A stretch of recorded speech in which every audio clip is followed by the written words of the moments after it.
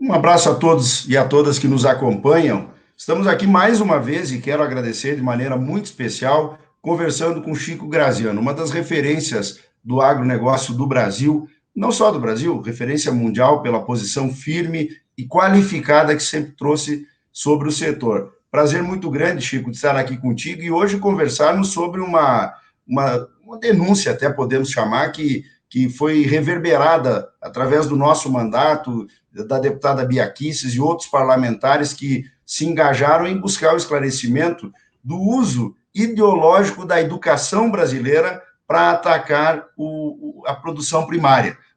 O amigo escreveu um livro falando aquilo que é verdade, aquilo que é mentira, do que é dito sobre o setor produtivo primário, e nós descobrimos universidades utilizando materiais didáticos, né, que vêm ao ataque, ou vêm contra o setor.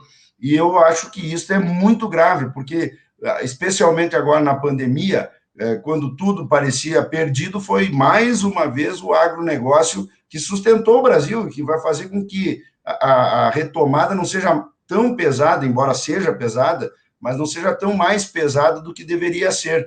E por isso eu gostaria que o amigo nos trouxesse aqui o bastidor dessa matéria, porque eu quero, em primeira mão, comunicar a você e a todos os produtores e brasileiros de bem do nosso país que estarei formando da educação que determine a revisão desse material utilizado por escolas públicas e privadas, independente do setor, do segmento público ou privado, que eles determinem a revisão e a retirada da utilização desse material que é ideológico, é criminoso com o país e desrespeita exatamente o nosso futuro. Porque eu sempre digo, né, Chico, nesses momentos de debate sobre queimada, sobre tudo que temos aí, não precisa o mundo brigar com o Brasil. O Brasil é o seu maior inimigo. E a sua declaração, a sua denúncia trazida nesse fato, demonstra mais uma vez isso.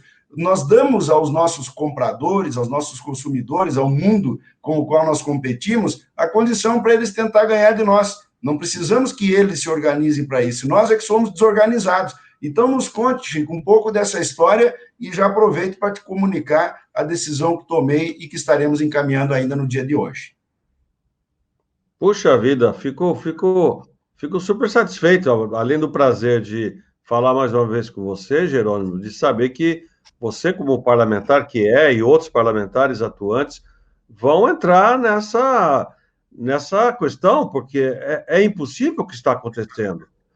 Como é que isso... Bom, eu estudo isso há muito tempo, e o livro que nós publicamos agora chama Agricultura, Fatos e Mitos. E sempre me perguntam, mas por que tem tanto mito? Da onde que vem esses mitos, essas coisas sem nenhum fundamento que se fala do agro? Por que agridem tanto o agro, etc.?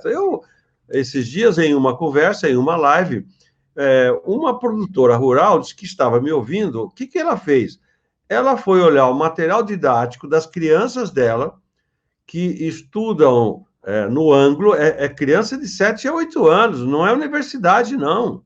O problema está lá no banco do fundamental. Quando chega na universidade, já está com a cabeça feita por esse esquerdismo inconsequente, estúpido, que domina essas áreas, especialmente de geografia e de história. Então, quando ela me mandou as apostilas, eu fui dar uma olhada, Jerônimo. Nossa, era impressionante, realmente. Falavam coisas ali que não tinham nada a ver. Era muito passado, falava dos escravos e falava, né? Não contava nada do presente, como você falou, da pandemia. Claro, tudo bem, é um livro didático, mas carregado de um esquerdismo, carregado de uma ideia preconceituosa contra o produtor rural. Aí eu me rebelei, gravei um vídeo e o vídeo, bombou na internet. Bom, na sequência, eu comecei a receber muito mais coisa ainda.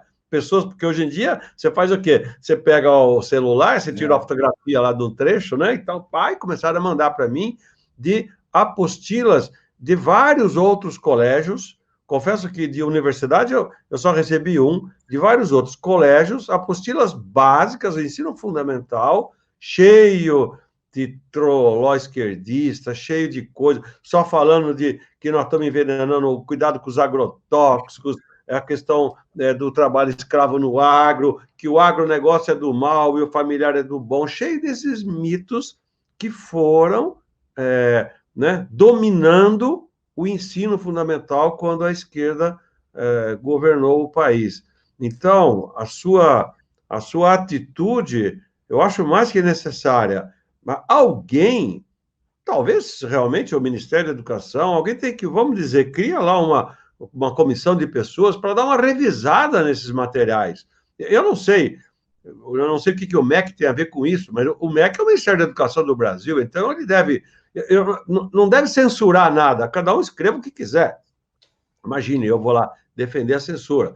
Mas se estão ensinando as nossas crianças e se chama livro didático, não pode ter isso.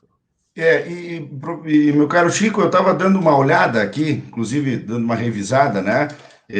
Estou checando bem, mas em algum momento a origem da escola, da Anglo, né, do sistema educacional Anglo, ela teve interesses de compra, agora a Abril compra a Anglo, né? Mas ela teve interesse do Valfredo Maris Guia, que foi ministro do Lula, né? E que a gente sabe que obviamente de esquerda. E teve também um fundo americano que andou tentando comprá-la, né? Então isso demonstra o quanto o negócio de educação é grande, mas o risco que nós temos de qualquer um assumir o comando de estruturas como essa e manipular a sociedade. Tu falaste muito bem, é muito mais grave o fato de ser ligado ao ensino fundamental, básico, praticamente, do que o ensino universitário, porque quando chega na universidade, talvez o cidadão já tenha a sua opinião formada. Agora, a criança vai lá e olha e assiste aquilo, né, e é incrível o estrago, digamos assim, que isso é feito para a imagem do setor. E o ataque, muitas vezes, ele vem de toda a ordem da sociedade, não necessariamente nas escolas, né, mas quando vem do banco escolar, se torna mais grave, mais sério ainda. E nos conte um pouco sobre os fatos e mitos do agro, lá do seu livro, para a gente poder ir entendendo a prática desse contrassenso que nós estamos lutando contra aqui. Não, sim, eu falo, mas deixa eu fazer mais uma observação. Mas não, o senhor tem... O ângulo, sabe o que eu acho? Nós temos que ajudar o ângulo. Eu não tenho nada contra o ângulo. Sinceramente falando, nem sei de quem é o dono do ângulo, não me importa. Eu acho o seguinte, porque as professoras e os professores das crianças vão dar aulas com o material que é indicado. Então, eu quero aqui defender as professoras não têm nada a ver com isso, né? É quem elabora o material. Por isso que nós também não estamos agindo contra o ângulo, estamos indo ao Ministério para que o próprio Ministério peça a revisão desse material, né? E agora o que aconteceu? Todo mundo, obviamente é modo de dizer, começou a dar uma olhada no material escolar das suas crianças, né? Então, o pessoal falou, nossa, mas será que é grave assim? Foi lá conferir, e é exatamente isso que estão encontrando em várias. Olha, eu recebi aqui do Pitágoras, do Santa Cruz, isso que eu estou me lembrando, eu não tenho nada a ver com eles, nem sei quem são, entendeu? Só acho o seguinte, material didático tem que ser material referenciado cientificamente. Não pode ter posição ideológica. O agronegócio está causando a depredação dos recursos naturais do Brasil. De onde saiu isso? A agricultura familiar produz 70% dos alimentos do Brasil. Qual é a referência disso? Aonde? Então, o agronegócio só pensa em produzir soja e está acabando com o Brasil. É um tapa na cara dos sojicultores gaúchos, é um tapa na cara dos agricultores brasileiros, dizer que quem produz soja está acabando com o Brasil, porque só vende para o exterior, como se nós não utilizássemos soja. Este é um dos conteúdos do Agricultura, Fatos e Mitos. Escuta, mas a soja, o Brasil não utiliza soja? Claro que utiliza. O óleo de soja, que as famílias mais pobres, aliás, utilizam, porque é mais barato, é da soja. Então, falam mal da soja para defender... Olha, Geraldo, não dá nem para explicar. O óleo de soja que é usado para fazer a merenda escolar, né, professor Chico? Para fazer a merenda escolar, inclusive. E a lecitina da soja é o emulsionante básico de toda a confeitaria. Não tem nenhum bolo, nenhum sorvete, nenhuma barrinha de cereais, não tem nenhum quitute desse tipo no Brasil que não utilize lecitina de soja. Então, que história é essa de que quem produz soja só pensa em destruir o Brasil e a soja toda é vendida para o exterior, não fica nada para o brasileiro? De onde saiu isso? Então, se o cara quiser falar bobagem, ele fala bobagem no canal de YouTube dele, o Instagram dele. Agora, em um livro didático que estou ensinando para as nossas crianças, que os professores e as professoras vão se basear na sala de aula, não pode. Então, a sua ideia é muito positivo. Tomara que dê certo, que se crie um grupo de professores lá, de analistas, pega esses livros, dá uma olhada e diga, olha, isso aqui não tem referência. Se tiver referência técnico-científica, deixa lá. Se não tem, não pode ir para uma apostila do ensino brasileiro, seja público ou seja privado. Exatamente. E vamos cobrar firmemente. É uma pena que nós não estamos, Chico, com a nossa rotina normal, porque isso era caso de audiência pública, inclusive, para fazer o debate sobre o todo do material, né, utilizado. E assim que voltarmos, estamos sem as comissões instaladas em razão da pandemia, mas assim que tivermos a normalidade da nossa atividade, nós vamos sim fazer esse movimento de uma audiência pública para tratar sobre esses conteúdos, de maneira geral, até não só sobre o agro, né, mas sobre a utilização ideológica e doutrinária mesmo desse material como um todo, né? Exatamente. Talvez você pudesse, junto com a Bia, não sei mais quem, pudesse pedir lá para a Câmara dos Deputados, os técnicos, que coletem esses materiais didáticos de, vamos dizer, dos principais colégios do Brasil, porque são redes de ensino grandes, né? Esses materiais didáticos são disponíveis. Podia fazer uma análise disso e quando a gente voltasse ao normal, supostamente, com as vacinas, etc., né? No ano que vem, fevereiro, março, a gente já teria esse estudo feito, né? Pegar os materiais, levantar, ver o que é ideologia, né? O que é mito, do que é fato. Porque teve trabalho escravo na agricultura do Brasil? Teve. A agricultura do Brasil se iniciou utilizando a escravatura. Então, isso precisa ser ensinado para as crianças? Claro que precisa. O que não pode é levar as crianças a imaginar que hoje nós utilizamos trabalho escravo na agricultura. Mas teve uma fiscalização lá que encontrou uma situação análoga de escravos. Teve mesmo, teve na agricultura, teve em tecelagem, teve no setor industrial, teve na mineração. Isso é uma ação que o Brasil faz, é muito legal. Pegar empresário vagabundo, sem vergonha, que contrata gente e coloca para trabalhar em situações análogas à escravidão. Isso é uma coisa, e nós temos que estar juntos mostrando isso agora. Dizer que a agricultura, a pecuária do Brasil utiliza trabalho escravo, meu Deus do céu, precisa tomar alguma providência contra isso. Exatamente. Mas e assim, dentro do livro, Chico, me fala um pouco, para aqueles que estão nos acompanhando, daquilo que você considera o melhor em fato e o pior, vamos dizer assim, as verdades e os mitos, né? O que tem de melhor e o que tem de pior na tua leitura, aí, no teu conteúdo. Puxa, Jerônimo, eu juro que é difícil. São 284 páginas. Os autores somos 3 engenheiros agrônomos, né? Sim.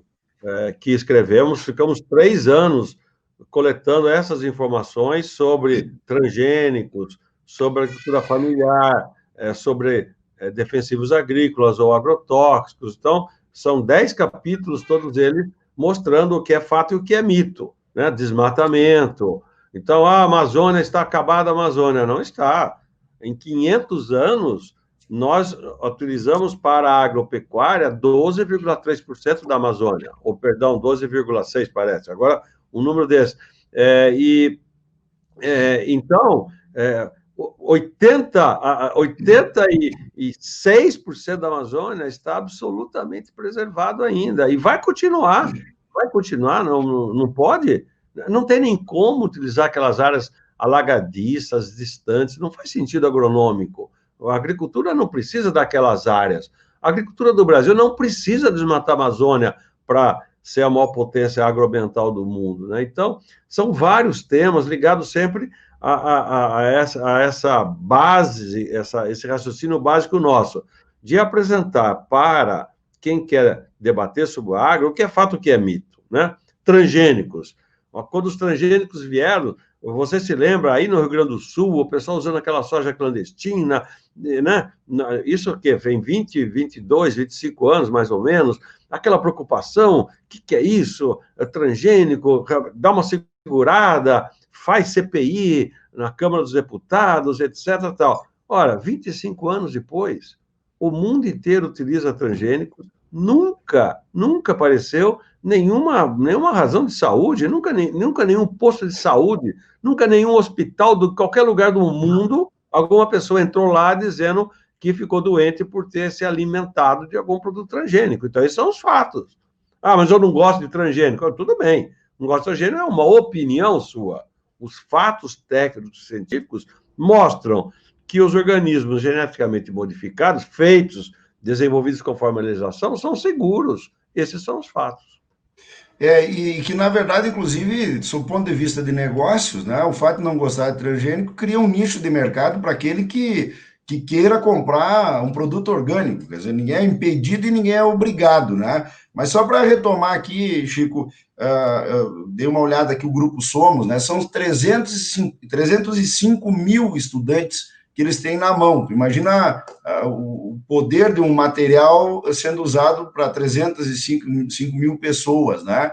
E dentro dessa sua fala dos fatos e mitos, né? Eu tenho lutado muito para, por exemplo, acabar com essa situação de que nós temos no Rio Grande do Sul, no Brasil, com certeza, mas aqui eu sei, estou em Casca, aqui perto, em Erechim, em outros lugares, nós temos universidades federais para filhos de membros do MST. Mas por que o filho do trabalhador que perdeu o emprego agora na pandemia, ele precisa fazer um vestibular, e o filho do cidadão que está lá no MST não precisa? Qual é a diferença, né? O conceito da escola sem partido também vem nessa situação. Tivemos um episódio agora da URGS, da Universidade Federal. Bom, se a regra diz que pode escolher um dos três da lista tríplice, qual é a obrigação que o presidente teria de escolher o primeiro? Não, ele escolheu um dos três. E, aliás, eu tenho deixado muito claro, voltando para o tema educação, né, Chico? Eu acho um erro crasso. A democracia no ambiente escolar não é pela eleição do seu diretor ou do seu reitor que se dá. Muito pelo contrário, você politiza a estrutura da escola, obriga o candidato a fazer compromissos e acordos e promessas, e muitas vezes depois ele vira um populista na gestão da educação. Quem tem que nomear o diretor da escola, quem tem que nomear o reitor é o presidente do país, que tem a sua política educacional, na minha leitura. As escolas aqui do Rio Grande do Sul, especialmente as municipais, teve uma de Farroupilha que ficou em primeiro lugar no Brasil, porque o prefeito indicou a diretora. E aí, dessa forma, você dá poder a ela para conduzir uma política educacional. Então, eu já agrego aqui essa situação da educação vinculada ao MST, nunca me responderam, nem o atual governo, eu já formalizei aos 2 ministros que passaram, infelizmente não me responderam. Nós temos aqui no Rio Grande do Sul vídeos que foram utilizados de treinamento de jovens, de crianças com gritos de guerra do MST. Poderíamos até comparar isso com algo análogo ao escravagismo também, né? Porque obriga o cidadão a morar numa barraca na beira da estrada, marchar, andar, vir, e eles nem querem que os problemas sejam resolvidos, né, Chico? Porque se resolver, acaba com a finalidade deles. Por que o PT foi governo tanto tempo e eles não resolveram? Porque não interessa resolver esse problema. É isso mesmo. Aliás, o MST foi muito atuante nisso. Eu diria, ele é o responsável pela maior parte desses mitos. O MST, obviamente, é abrigado lá pela turma do Lula, né? Então, esses caras que nasceram, quando nasceram aí na Encruzilhada Natalino, em Cruz Alta, todos nós apoiamos a luta daqueles poceiros que queriam ter as propriedades onde trabalhavam, né? Quando nasceu o Movimento Sem Terra, puxa vida, quanto idealismo tinha por trás daquilo, e eu, muito jovem, nós todos apoiamos. De repente, o MST se transforma em uma organização especializada em invadir propriedade rural, aqui em São Paulo, ou no Mato Grosso, ou em Goiás. eles destruíram coisas, botavam fogo nas fazendas, né? Ficou uma coisa um movimento super violento, todos nós caímos fora disso, me lembro quando, lá, faz uns 20 e tantos anos, nós fizemos aqui um grupo de pessoas como eu, né, rompemos, nós não apoiamos isso daí, e o MST, ele foi avançando e ele criou um programa pedagógico. Ele começou a entrar dentro das escolas para exatamente botar lá a semente do socialismo agrário. Eles são contra os produtores rurais, eles são contra os fazendeiros. O MST é a favor do comunismo agrário.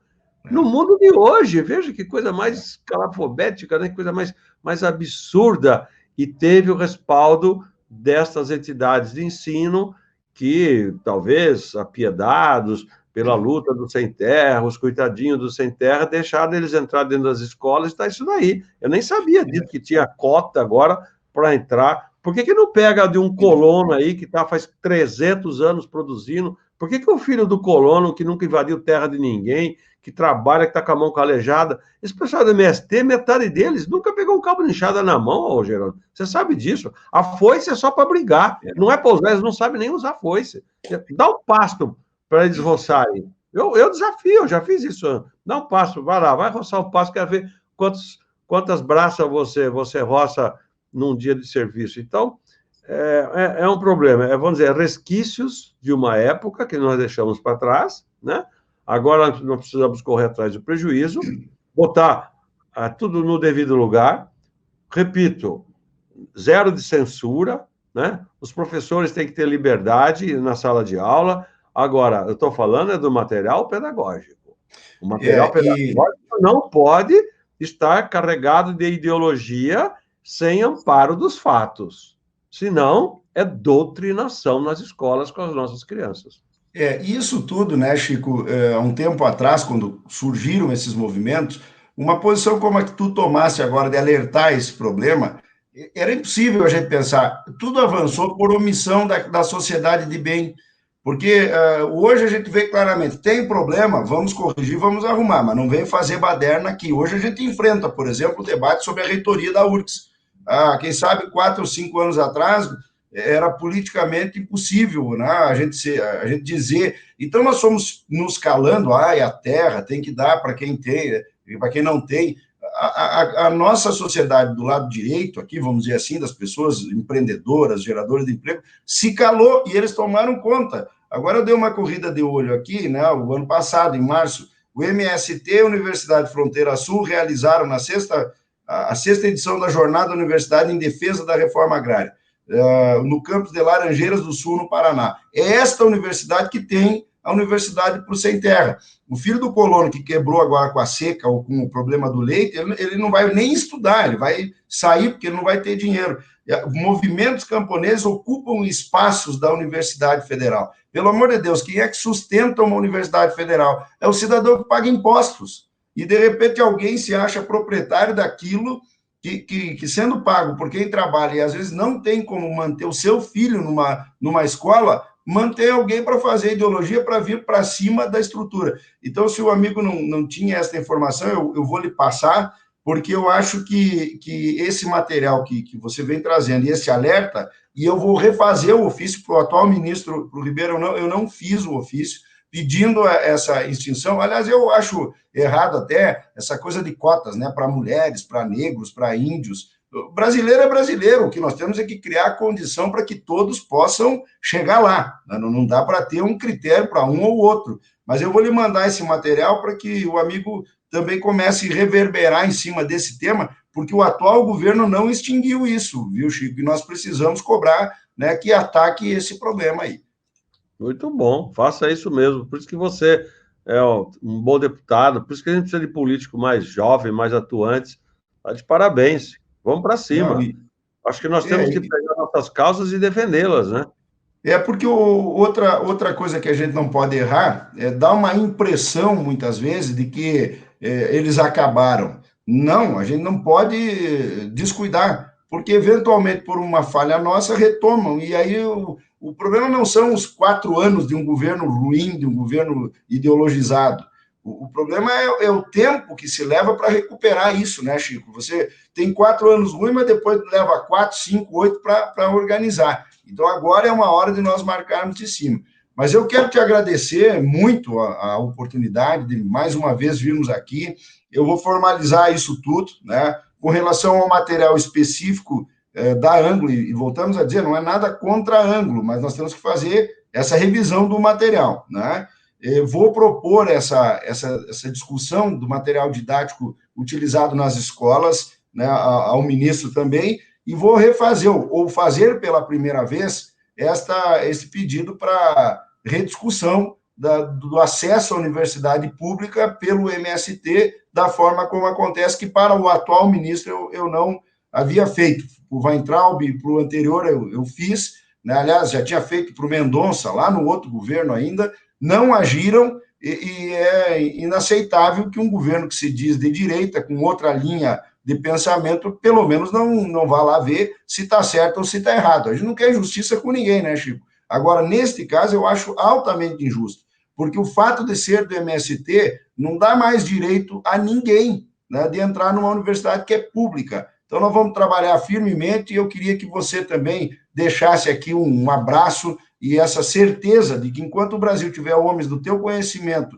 da tua capacidade de articulação e do alcance da tua fala, né, nós vamos estar juntos nessa caminhada para fortalecermos não só o agronegócio, mas o nosso país. O que nós temos que parar, e quem sabe esse é um desafio que o amigo pode se autodedicar, né? Nós temos que parar de fatos e mitos, mas, acima de tudo, de sermos o nosso maior inimigo. O Brasil, sob o ponto de vista externo, é o seu maior inimigo. Nós brigamos entre nós, né? Esse tema das queimadas, o fato que temos é que está queimando. Qual é a ação que devemos ter? É apagar o fogo. Então, muitas vezes eu vejo muita gente brigando muito mais assim para descobrir quem botou o fogo do que para apagar o fogo, né? Poderíamos comparar isso com a pandemia. Nós estamos aqui tentando fazer o possível, mas para aí, de onde é que veio esse vírus? Vamos nos preocupar, a origem desse vírus, para consolidar esse processo. Então, eu deixo essa palavra a você, essa tua declaração me fez reavivar esse trabalho que a gente vinha fazendo e que parecia até que estava tudo parado e não está. Vejam como eles agem, né? Achando que estava tudo calmo, nós temos um grande problema para enfrentar. Muito obrigado, meu caro Chico, e traga aqui o teu abraço a todos que nos seguem. Imagine, eu que te agradeço pela oportunidade que me dá e pelo trabalho que você faz. Eu só vou aproveitar que como o nosso livro é preciso, eu fui ver aqui o número da Amazônia e são 12,8% da Amazônia, da floresta amazônica ocupada com agropecuária.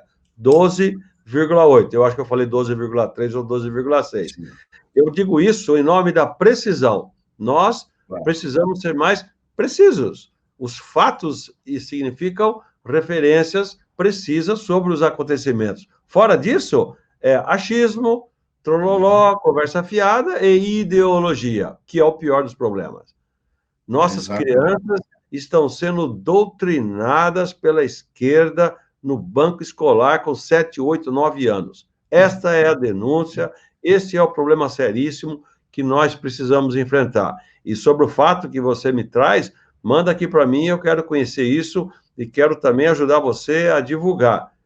O cara quer ser do MST, que seja do MST. Agora, porque é do MST tem vantagem sobre o filho do agricultor ali do lado, que faz 200 anos que está na terra suando com o pai, com o avô, com o bisavô dele, e esse daí não tem direitos? Ah, Deus me livre. Isso é injusto.